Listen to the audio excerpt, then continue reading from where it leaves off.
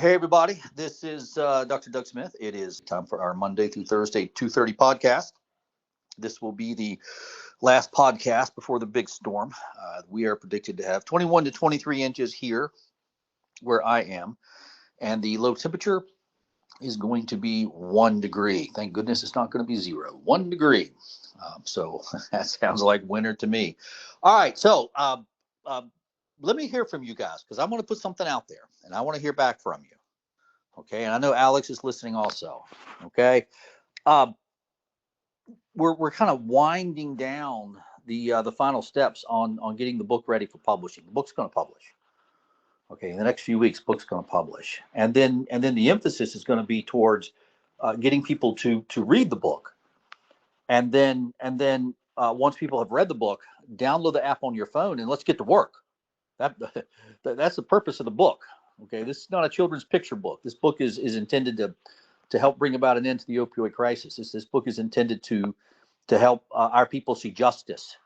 Okay, this book is intended to finally get the truth recognized that our people are not suffering from a mental illness. They do not have something called opioid addiction, but they were genetically damaged by a defective product. A defective product that the manufacturers never warned anybody about, even though they have the obligation to warn. They didn't warn anybody. And without the warning, people didn't know. They were not able to practice informed consent, which is when you have all the information needed to make an informed decision. But that was denied to our people. And now, instead of getting a proper diagnosis and a proper treatment, they get a wrong diagnosis and they get the wrong treatment. Buprenorphine helps. Our people know that. But it's amazing. Probably about 1 out of 8 that would benefit from buprenorphine is actually on buprenorphine. That's the back of the envelope calculation. So when you're looking at having an impact, okay, you got to have an early win. Okay, I coached Little League baseball for years, loved it. And before you can get a score on the board, you got to get a runner on base. It's not rocket science, it's baseball. Okay, so it's if you don't have a runner on base, then it's all about getting the runner on base. Once you get a runner on base, it's all about getting the runner all the way home. Okay, but we got to get a runner on base. We need an early win. And so, I've been kind of going through the list of possibilities that we have to consider for what could possibly be an early win for us. And I could be right, could be wrong, but right now I'm kind of leaning towards what in the book we call the Gang of Three. The Gang of Three. These are the people that, at least in my opinion, are most responsible for the opioid crisis. And I lay out the reasoning in the book for each of the three and encourage the reader, hey, take a look at the evidence and you decide if this is your list of 3, yes or no. And if not, let's have a dialogue. But the Gang of Three, they need to appear in front of the House Committee, the House Oversight Committee, and get grilled for what they've done. And it's Dr. Nora Volkow from NIDA, National Institute of Drug Abuse, Dr. Janet Woodcock from the FDA, and Joseph Rannazzisi, who's there on the screen in front of you. There he is, Joseph Rannazzisi. Don't ask me how to spell his name ever, okay? But there he is on the screen in front of you. And in my opinion, this is my opinion. I'll lay out the evidence. You guys can look at the evidence and come to your own conclusion. But in my opinion, the man you're looking at on the screen right there is the man most responsible for what happened to you guys. That's him right there in front of you. Okay. Now, Joseph Rannazzisi is the deputy director at the DEA. Okay, deputy assistant administrator over what's called diversion. Okay, so he's a bigwig. This guy's a bigwig at the DEA. Okay, he was there from 2005 to 2015 in charge of diversion. Now, what that means is, okay, all this unnecessary poppy that was grown on the island of Tasmania by Johnson & Johnson, who genetically modified the poppy plant, and it all got grown on the island of Tasmania. All that narcotic raw material that got shipped into the U.S. in defiance of the 80-20 rule. In other words, against the law. There was a law against it coming into the country. Okay, but the man on the screen in front of you signed off on it and brought it in anyway. Okay, he feels he's above the law. He acted as if he feels he's above the law, that's for sure. Okay, and how much did he bring in? My calculation off of the Federal Register looks like about 1,400 metric tons. How much is a metric ton? 2,206 pounds. Okay, so he didn't bring in 1 or 10 or 20 metric tons. He didn't bring in 100 metric tons. Looks like to me it's about 1,400 metric tons. He then signed off on converting it all into oxycodone. He increased the annual oxycodone manufacturing quota so that it could all be turned into oxycodone.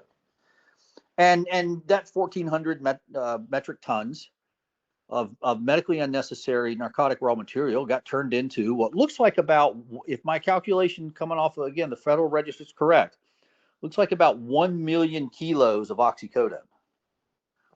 1 million kilos of medically unnecessary oxycodone. Okay, and that's what got turned into OxyContin. Otherwise, you could have gotten OxyContin approved by the FDA, but it's like having a rifle with no bullets. If you got an OxyContin approved but didn't have 1 million kilos of oxycodone, okay, what good's the approval going to do? What good's a rifle without bullets? Okay, and that's what Joseph Rannazzisi did. Now, he was in charge of this division at the DEA. Okay, he's a police officer, basically. He's law enforcement. Okay, his job was to say no. That was his job. His job was to say no. It's a simple job. Just say no. Okay, do we know why he said yes to 1,400 metric tons of medically unnecessary narcotic raw material coming in defiance of U.S. law coming in from Australia? No, we don't. We don't know why he did it. Do we know why he signed off on the 1,400 metric tons of narcotic raw material getting converted into 1 million kilos of oxycodone? No, we don't know. We don't know why he did it. Okay, but he did it. Okay, and it hurt a lot of people. Okay, including a lot of our people. And so now the question is, okay, can we get Joseph Rannazzisi? Can we get Nora Volkow, whose story's just as bad? Can we get Janet Woodcock, who is the one that got OxyContin approved with really no evidence whatsoever? Can we get them in front of the House Oversight Committee? That's the question. Okay, they're protected by sovereign immunity. They're never going to see justice. We're never so don't hold your breath thinking these people are going to see justice for what they did. They're protected by sovereign immunity. They're all bureaucrats for the government. All three of these are government bureaucrats. And they're protected by what's called sovereign immunity. Okay, but we can still get them in front of the House Oversight Committee, and we can get them in front of the cameras, and just to, quite frankly, just to see them squirm. Okay, just to see them have to answer the questions. Why did you bring all that narcotic raw material in from Australia? Why did you convert it into oxycodone? Why did you do that? Look at what happened. Why did you do that? It was your job to say no. There was a law that said you cannot do this. You did it in defiance of the law. What makes you above the law?